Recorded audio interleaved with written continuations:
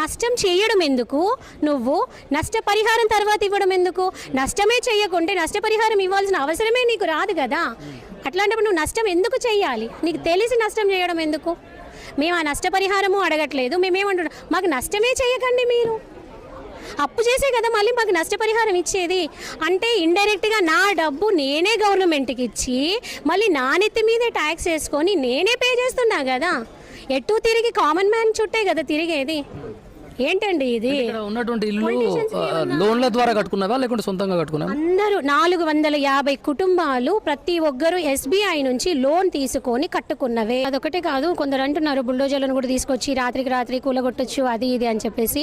ఇప్పుడు మీ చుట్టూరా ఎంతమంది చిన్నపిల్లలు పెద్దవాళ్ళు అందరం ఉన్నామో అందరం పోయి బుల్డోజర్కి కింద పడుకుంటాము. మా మీది నుంచి తొక్కేసేయండి, మేము చచ్చిపోతాము.